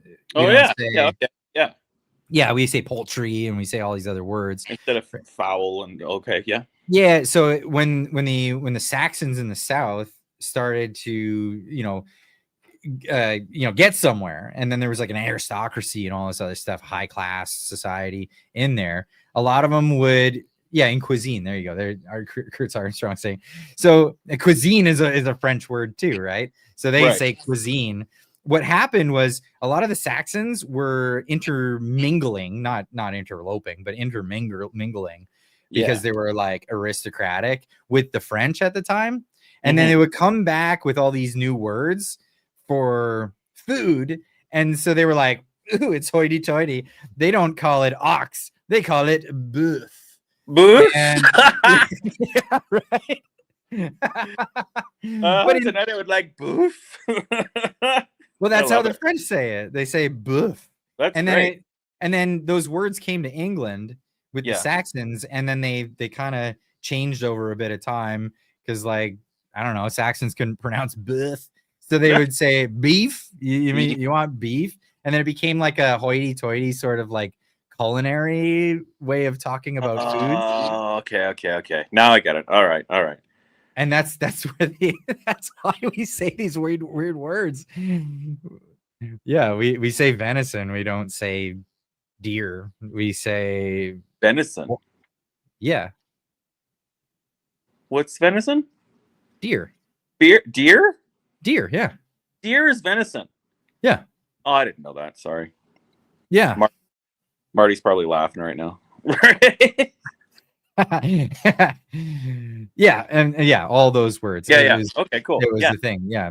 And Okay. yeah, instead of beef burger, instead of cow burger.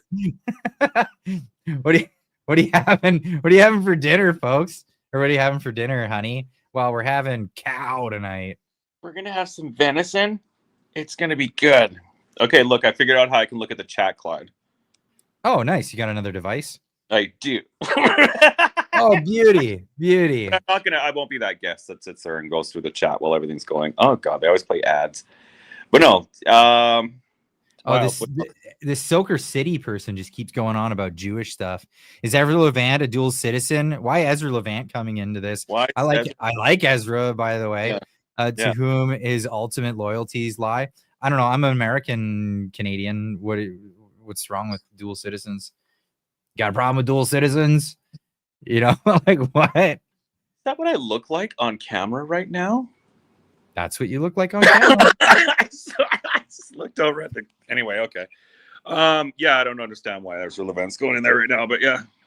Okay, I'm shutting that off. I don't need to see that shit. Yeah. I realize I work 12 hours a day. I'm exhausted. Fair enough. But yeah, there's lots of anti-Semitic comments happening in the chat. I don't condone any of that stuff. I like Jews. In fact, I like Jewish culture. You do. I can play Havana Gila on the piano. Mm-hmm. I've known many. I want to play it for that person right now, but I don't have a piano handy. Nagila, Nagila. Actually, there was what was that song? Have one, Nagila, have two, Nagila, have. Sorry, it was drinking game. What's a Nagila? Is that a drink? No, have a Nagila is it's I don't even know what it translates to. I've sung the song so many times growing you up. You do the hora at the weddings, right? Where you dance in a circle and all that. I've done that. I've never been to a Jewish wedding. Really? Oh, they're fun. No. They're great. Gonna get a bunch of hate mail now. Don't care. I like my Jewish friends. Oh, that's what it's supposed to be. Have tequila. Have two tequilas. That's how you do it. That's how you do it. Exactly. How do you feel about Zionism? I don't really think much about it. You know, people have different forms of nationalism in different whatever ways. In fact, that's been an argument for a lot of people. I don't spend that much time thinking about Israel and their conflicts. Let's just be honest. I don't in that sense. For the like, if people have a claim to whatever, because of some stuff that went on a bunch of years ago. Mm-hmm. That's not really a thing. I know one of my favorite economists, because everybody's got a different definition of what Zionism is anyway. Mm-hmm. Yeah. So that's why it's like, it's hard to like, oh yeah, I'm great with that. Or, you know what I mean? I don't, from one definition to the next, I'm not really keen on jumping on that one. It's the same as like when people try to label you one thing or another. Yeah. Mm-hmm. Oh, I like this. Joe Mama's saying, like, I don't want to hear it. I don't want to hear it. I'm not interested in these things. No, exactly. The only time I ever actually, well, you know, I shouldn't say that, but the only things that ever really stick out for me are those idiot Queer for Palestine people. So speaking of useful idiots, they're just the dumbest people I've ever met in my life. Fair enough. Yeah. that takes the cake. Holy cow. Phoenix Zen for another 20. Thank you so much. Says the only race is the human race. The globalists want us all to fight each other. That's exactly it. 100%. That's what they want. And this is happening in Canada too. Like the separation thing is different in Canada than it is in the United States. Like there's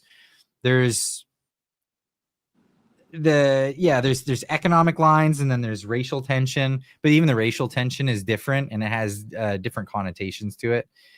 Between the two countries, you mean? No, the racial tensions within Canada between individuals and individual groups. Right. Yeah. I find it stupid because I don't have racial animosity towards anybody. I just don't. It doesn't exist for me. I have. I don't. Yeah, no, racial. Anything racial has never been a thing in my life. So that's just not it. So now I do have cultural animosity. Like I don't much appreciate people who have these like ultimately like theological state-run thoughts of how the world should be organized. And I'm talking about like Islam and people who advocate for Sharia law and that kind of stuff. Well, I'm vehemently opposed to it. It's just it does not. It's incompatible with Western civilization. Well, and you've seen those videos that have come out where they have men on there explaining that how by 2060 is it Muslims will have taken over Canada because white people, this is their words, white people are not having babies like they are. White people are maybe having one or two, or they're not having babies at all, whereas other cultures are having babies upon babies upon babies. And so so that's what they're saying is that it's funny that they say that the white people aren't having babies, and then they turn around, if you criticize Islam, they say you're a racist. I know, because Islam is not a race, it's an ideology. Yeah, it's a religion and an ideology. A lot of hate in your comments now. Like you just see. Oh yeah, I'm sure. Yeah. And I've met a lot of Muslims, and sure, whatever. Like this, you'll say that there's moderate Muslims. That's great, but we can't have radical Islam. It can't be something that we allowed to exist in the Western society. It just is incompatible. No, that is completely incompatible. It wouldn't happen. It wouldn't happen. It's just not a thing. So I mean, I know immigration in Canada is insane. We were not built to handle this, so that's why our country is going kind of cuckoo. One of the reasons, I should say, because there's so many people coming in, and we weren't built to the infrastructures of the cities and all that. They weren't built for that. Like it wasn't built for that. So of course you've got all this inflation and people and rents and all that, and then you got Carney going, "Oh, come on over," and anyway.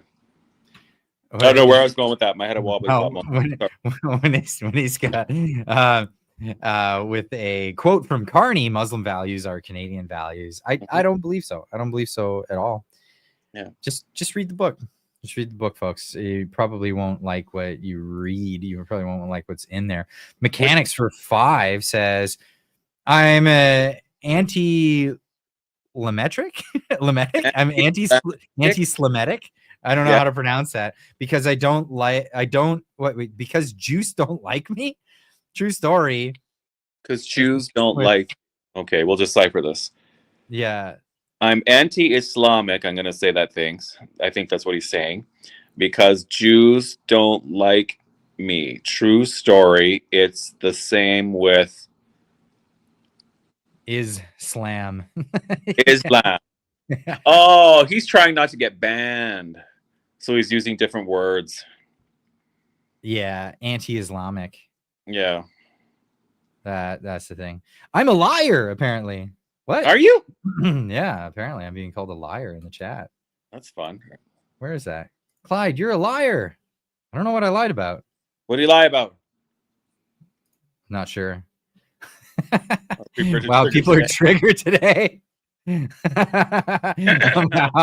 glad I could do that. I'm glad I could do that to people. Yeah. I mean, I'm not even trying. Today. This is the way we talk. Like when we call each other, this is literally how we talk. Yeah. How dare you, Clyde? Yeah, it's the no moderator thing. Oh. Somehow I ended up on a Friday without a moderator. Clyde's sitting up, not lying. I'm standing. I'm not sitting up. I'm the one laying on my couch eating bonbons. Like, what the hell? That's hilarious. Yeah, lots of trolls today. Chat anarchy. I got to see what's up with that. Why don't I have any moderators tonight? What happened? Is everybody sleeping? I can't see any of the chat. I shut off that thing because I just got a picture of myself. So yeah, okay. I got another super chat from Rubaduck. for 2 says, if you're triggered, grab a tissue. That's it. Enjoy it. Enjoy the tears. That's why I like your show. You have no sacred cows. I love shows like that. I always use whenever show. There was no sacred cow. There was no, you're honest. It's like open, and you just say the truth. What you see, right? And so you don't, step around issues or anything like that. You just hit it. So that's why I like it. Well, why? Yeah. Sense? No. I'm not. There's nothing offensive to that. All I'm just thinking in my head is like, why would you not just address it? Well, people are so scared now, right? I mean, that's the thing. I mean, you see. I mean, there's. I can't even speak. Well, okay. So, for example, I just took a pretty hard stance that I don't think I put that out there very much. Is that I think that Islam is just incompatible with Western values. Right. That's a hard stance, and that's my belief. I think that's just absolutely true. Yeah. Challenge me on it. But yeah, if you think it's right, yeah. But you won't get challenged. You'll just be called a racist. Well, that's not a challenge. I know it's not. That's what they go to. But no, that's why I like shows like that. I like people who are like brutally honest. I don't like people that are just really, really, really, fake and they just pussyfoot around everything, right? And they try to be nice to everybody and all that. I did that for a long time. It was awful. Got you nowhere. So. Oh, it's because Thanksgiving weekend. Thanksgiving mods, long weekend. Maybe Clyde do something. Yeah, that's probably what it is. Right. You know what that means though? It means that there's not going to be a link to the Discord tonight in the chat. Oh. But everybody that's already in the Discord can join. But that's kind of good because if there's a bunch of trolls in the chat, I don't want them in our Discord. It's not going to happen. They saw me from my posts. I'm sorry. So, for people that don't know what I'm talking about, every Friday we do the live show. We chat. It's chit chat for about 2 hours, and then it goes to the Discord, and we have a voice and video chat for I don't know, a few more wobbly pops kind of thing. but what we had to do in our Discord community was. So I'm already like but just it is the internet, right? It's the internet, and the internet's gonna internet. And what I originally did was I just set it up where anybody who wanted to could join in, and it was even before my channel blew up, right? I was just like, come on down, like Bob Barker, like you're the next contestant on Shout Me Down in my Discord, and that's what it turned into. It was crazy. It just filled up with trolls and just despicable behavior and stuff like that. Yeah. And I had to cull the whole thing. I had to kick everybody out, and then told everyone, sorry if you got kicked out. And I didn't do it because I don't like you. I had to do it to everybody to just make it manageable. Mm-hmm. And then I said, only on Friday evenings will I give out the link to the Discord. It's like when you do a live stream or not a live stream, but when you do an X Space, right? And you do a show on there, like you go to a chat room and all sort of stuff. It's all the craziest freaking people just join in and they say the most random stupid stuff. Like I don't know. It's just so I can totally understand why you had to fix that. Yeah, exactly. Here you go. Michael Crown saying Western values and laws are based on Christianity. Absolutely a fact. This is absolutely a fact. Yeah. And, Jesus taught tolerance, but he didn't teach being retarded. You know what I mean? And it's interesting because if somebody's attacking you, so pacifism is retarded in my estimate. Pacifism in its true sense, but the idea, like Jesus's teachings, when he said turn the other cheek, he wasn't saying turn around and walk away and expect it to happen. He was saying turn the other cheek, offer the other one up. Like you want to keep going, you want to go, have a go. Because I'll show you what having a go looks like. That's not pacifism, man. It's just war theory is what that is. It's saying that if you're going to assault me, I am going to protect myself. And that's exactly it. I truly don't get the amount of hate that Christians get. I really don't get that. I remember they were protesting Sean. I can't say his last name. Foyt. Sorry, Sean. They were protesting him doing. It's spelled funny, some weird German way of spelling. Yeah, it's the thing in it.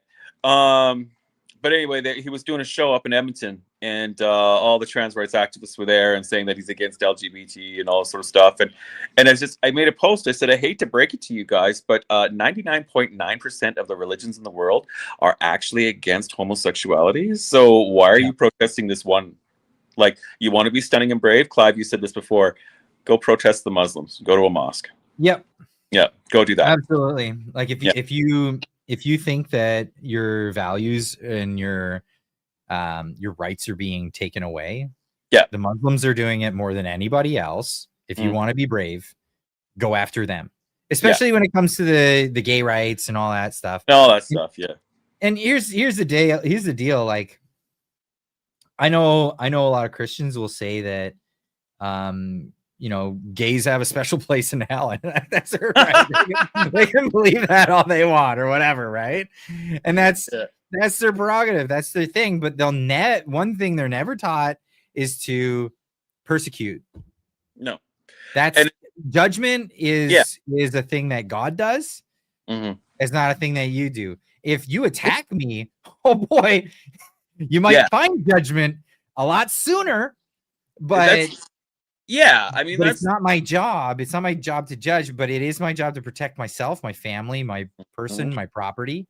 Some of my best, closest friends are Christians, and they're wonderful and they're great people and they're there to help. We don't talk about, I don't sit there and throw who I am in their face, and we're just people. That's it. Like, that's all there is to it. And like, I have friends of all faith, so I find it really funny when people go after Christians for that. So yeah, Clyde, I respect your delivery. I like that. That's a funny way of putting it. That's really funny. I like that. Thank you so much. What do you think Muslims do to gays? They have rooftop parties, right? We've been. Oh no, that's in Palestine. Okay, so yeah, I mean, yeah, that's in rooftop parties. Yeah, everything. What's it say? Phoenix Zen for $10. Thank you. You're so generous tonight, Phoenix Zen. Islam apparently condones the subjugation of women and young women. Yeah, that's wrong in my opinion. Yeah, beyond wrong is that Canadian values just chauvinistic in my opinion. Yeah, it is. I saw a funny TikTok and it was like this lady. She's like, look at Iranian women's dress, traditional women's dress. Did you see that? Yeah, beautiful. And then it's like, it's beautiful. And then it's like shows what was the other one? It was like a bunch of different ones. It was Iranian, it was all these different Muslim countries that are subjugated now, and then shows what they look like now compared to what the beautiful women that with the beautiful dress, and shows them now in bin bags. It was she says in the 70s. Muslims are gay. Oh yeah, the 70s they were absolutely, they could wear whatever and they look gorgeous. The 60s and 70s, it was amazing. Yeah, if you see those, if you ever go on those like YouTube rabbit holes and you're in there forever, and you find all this stuff. Yeah, there's a ton of that. Oh, Iran was an amazing place. Back only in the 70s. It's unreal what crazy ideology can do. And I don't limit my pointing out of crazy ideology to Islam. In fact, mostly I don't really talk much about Islam. No, that's not really my bone to pick. I talk about socialism mostly, and socialism is a secular version of exactly that. And before people say like, oh, well, Joseph Stalin started a church, like, yeah, because he wanted to get rid of the church. He wanted to start a communist church because he realized that erasing Christianity and religion actually left a vacuum. So he brought that in. Mao destroyed religion. Yeah. Hitler destroyed religion. Everybody that was involved in communist revolutions was always about get rid of religion. Their hope has to be in the state. It's an ideological thing. It's crazy. I mean, like it's really interesting, especially when it comes to stuff like Antifa. There's an anti-government streak within all of this, and just the whole communist Marxist movement, and socialism thrown in just for good measure. I mean, like what? It's just all of it's just insane. Like, how is that going to work? How would that ever work? Like, how would that work? Well, it works with the deification of dear leader.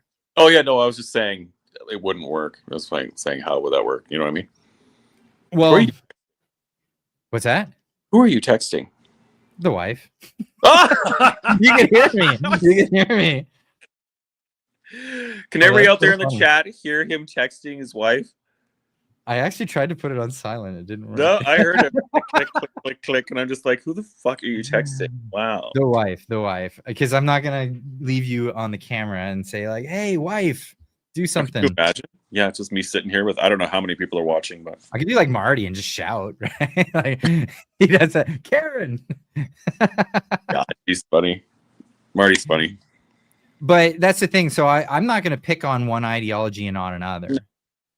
But no, and people might say I focus on one more than the other, and there's reason for that because I think right now we have more. I am ordering a wobbly pop. Thank you very much. Ordering a wobbly. Is that what you were doing? Yes. And here comes my delivery. It's amazing. My cats don't do that. Thank you, honey. Say hi.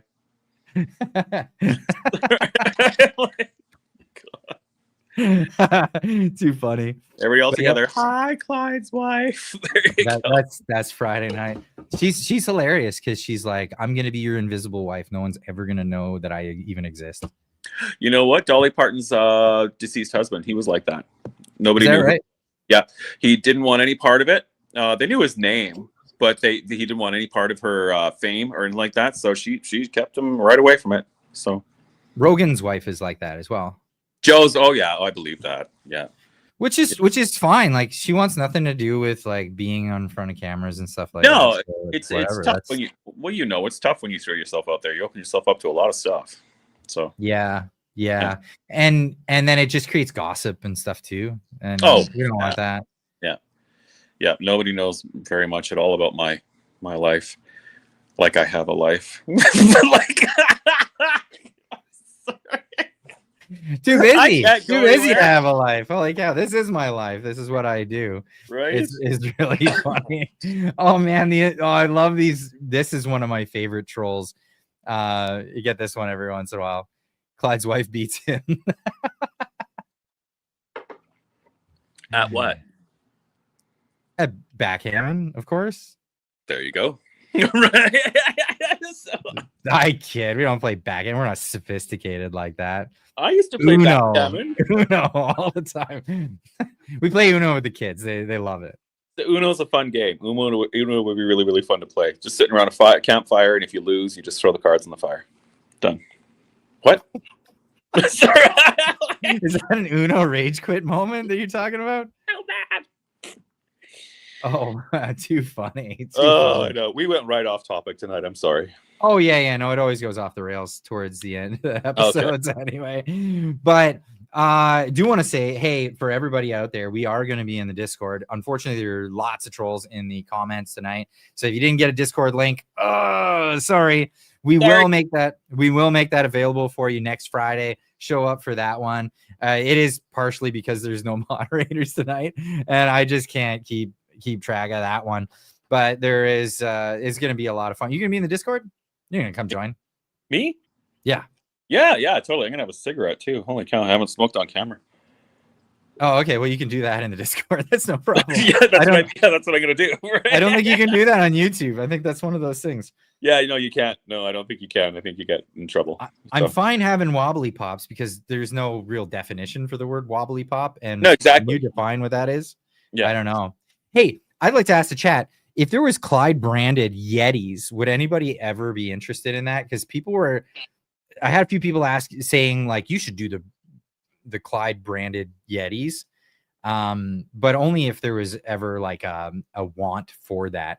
These are I'm not trying to brag on, or I'm not trying to like advertise Yeti, but they are the best koozies. Yeah, they keep these things cold forever.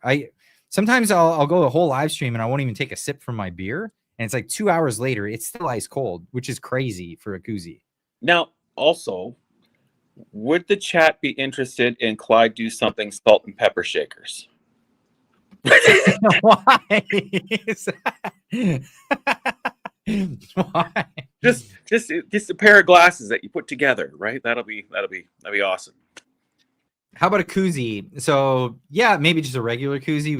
We can make that. So we've been working on merch for the channel, and I'm gonna plug the channel merch because I'm a shameless plugger. I mean, am I? But not really, but whatever. Come on over and check this out, because this is what we're doing. It all started with just a coffee brand. I tried to do merch and it was a big pain in the butt. I'm not gonna lie to you. I do content, and content is so hard to do. But first, I'm gonna share this with you because this is great. I work with a good friend of mine, Yuji, and he's a coffee roaster. And we decided, well, if we're going to do something, we're going to bring coffee to people. This is one of those things involved in the process. Like, we came up with some really good blends and some really good roast techniques to make what it is that we make. So if you're a coffee fan, you drink coffee and you're not a weirdo, because only weirdos don't drink coffee. No, I'm kidding, but you probably drink coffee. I'm guessing that you do. Rigorous process for making sure that it is a good cup of coffee. I do quality control every single day because I drink the heck out of this stuff. It's fantastic. Get it on the website. It's available on ClydeDoSomething.com. There are 3 roasts. Is the medium. It's the MAGA medium, because we're making Americanos great again, folks.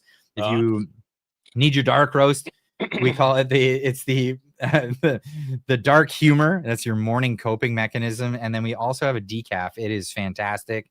It is super good if you can't handle all that caffeine, or maybe you've had 10 cups and you're like, I just still want another cup of coffee. I just can't have any more caffeine. And that's your thing. We got a couple of new designs on the store. We've got the Keep On Truckin' shirt. And what is that model? What is that? What is that model? It's an old International. It's sick. It's no, awesome. The guy. Oh yeah, we might get rid of that. Just get the shirt. Just get the shirt on the store instead of the model. But the Keep On Truckin', it's the signature sign off on the channel, always saying that. And the cool thing is it's got this little QR code down at the bottom. So if people ask you, oh, what's this?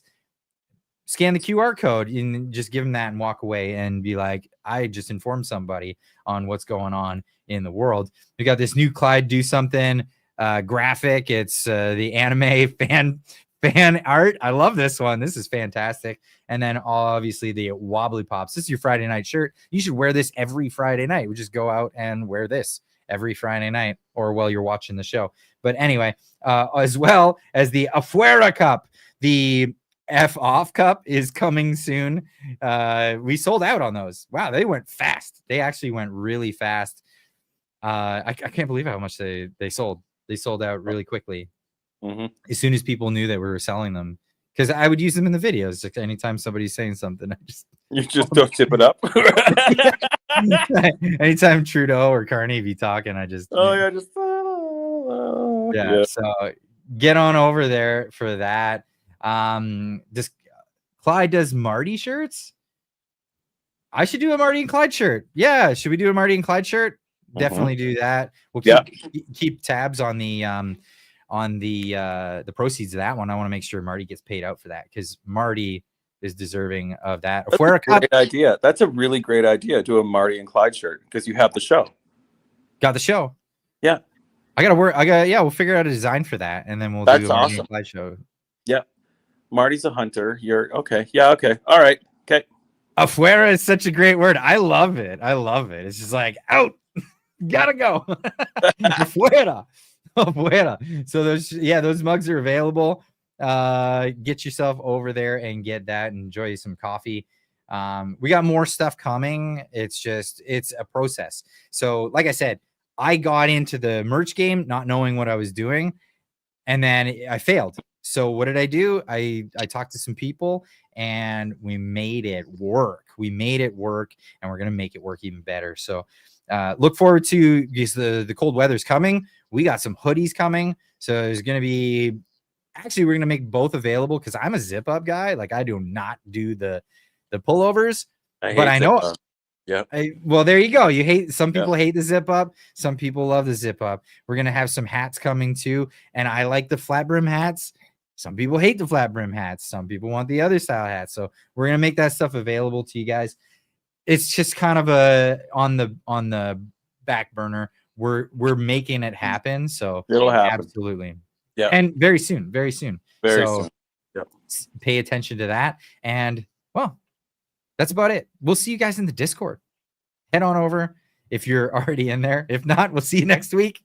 We'll see you Tuesday. Monday's a holiday. Good night, everybody.